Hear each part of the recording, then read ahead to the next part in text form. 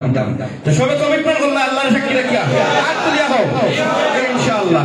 এখন বক্তব্য রাখবা আমরা জেলা যুবদলের সংগ্রামী সভাপতি এবং আজকের এই ছোট্ট পরিসরে মত বিনিময় সভার সভাপতি জনাব অ্যাডভোকেট মমিনুল ইসলাম মমিন ভাই।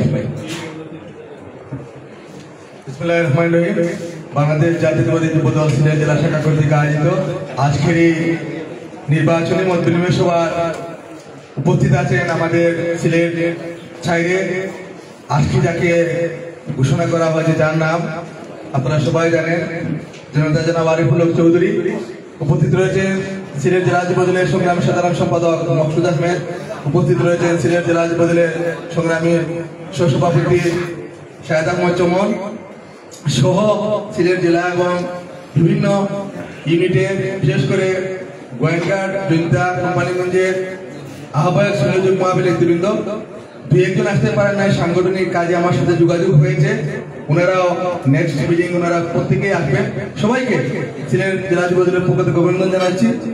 আজকে মূলত আমরা যেখানে বসেছি আপনারা জানেন, আমাদের চারের প্রার্থী আরিফুল হক চৌধুরী বলেছেন আসলে আমাদের প্রত্যেকেরই মনোমানসিকতা তেমন একটা ভালো না। দেশনেত্রী বেগম খালেদা জিয়া, যিনি দীর্ঘদিন আমাদের জন্য দেশের জন্য কাজ করেছেন, আজকে উনি অসহায় অসুস্থ হয়ে এবার জ্ঞান হসপিটালে রয়েছেন।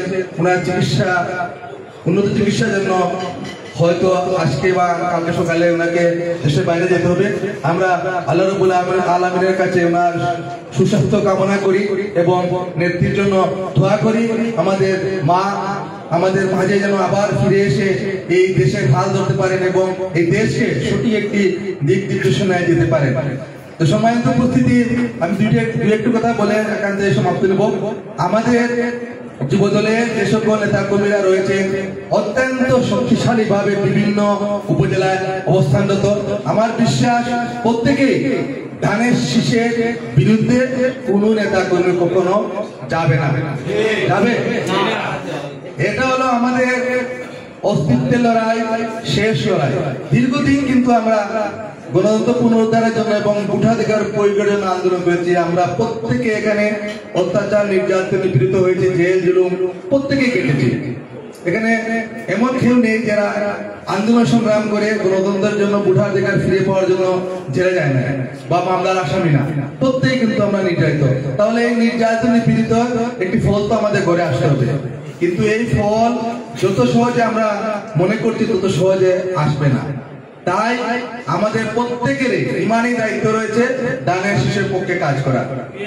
আরিফুল হক চৌধুরী বলেছেন এখানে আমি আরিফুল হক চৌধুরী কিছুই না, মেয়ে হলো আমাদের দলের প্রতি, দেশনেত্রী বেগম খালেদা জিয়ার প্রতি, দেশ নায়ক তারেক রহমানের প্রতি, আমাদের শহীদ রাষ্ট্রপতি জিয়াউর রহমানের প্রতি ধানের শীষ। আমরা কাউকে চিনি না, ধানের শীষকে আমরা চিনি। ধানের শীষের পক্ষে আমরা কাজ করব। যেখানে যে প্রতিকূলতা আসুক না কেন সেই প্রতিকূলতা আমাদের মোকাবেলা করতে হবে। শান্তি বন্ধুরা, আপনারা কি প্রস্তুত রয়েছেন? আমরা দুই একদিনের মধ্যে বসবো জেলা যুবদল। আমাদের 3টি ইউনিটে আজকে আমরা সীমিত আকারে নেতৃবৃন্দকে ডেকেছি। আমাদের 3টি ইউনিটের নেতা কর্মীদের নিয়ে আমরা আলাদা বসবো, বসিয়ে আপনাদেরকে আগামী দিনের পরিকল্পনা আপনারা জানিয়ে দেব।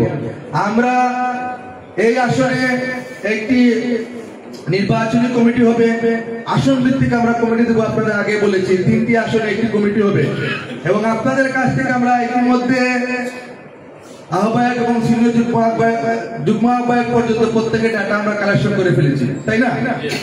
আপনাদের প্রত্যেককে ইউনিয়ন ভিত্তিক কাজ করতে হবে এবং সেন্টার ভিত্তিক কাজ করতে হবে। এই কাজ করা কিন্তু অনেক কঠিন ব্যাপার। আমরা প্রত্যেকে যদি ঐক্যবদ্ধ থাকি, আমাদের সবকিছু বিসর্জন দিয়ে আগামী জাতীয় সংসদ নির্বাচনে ধানের শীষের পক্ষে যদি আমরা ঐক্যবদ্ধ হয়ে কাজ করি, তাহলে আমার বিশ্বাস সম্ভব। সম্ভব না? আমরা এত আন্দোলন সংগ্রাম করতে পেরেছি, এত জুলুম করতে পেরেছি, এখন এই নির্বাচনে কি পারবো না আমরা আর একটু কষ্ট করতে? আমাদের ফ্যামিলি থেকে আমরা কিন্তু দলকে সময় দিয়েছি বেশি। আর 2 মাস যদি আমরা দলের প্রতি ব্যক্তিগত কর্ম কাজ রেখে দলের প্রতি কাজ করি, তাহলে ইনশাআল্লাহ আমাদের প্রার্থী বিজয়ী হবে। কিন্তু এখানে প্রত্যেকেই বলেছেন জামাত এবং আওয়ামী লীগ ঐক্যবদ্ধ হয়ে বিভিন্ন জায়গায় আমাদের নেতাগুলির বিরুদ্ধে বিভিন্ন অপপ্রচার চালাচ্ছে, আমাদের নেতার সম্বন্ধে, আমার সম্বন্ধে, আপনার সম্বন্ধে। সেইগুলো আপনারা খেয়াল করবেন।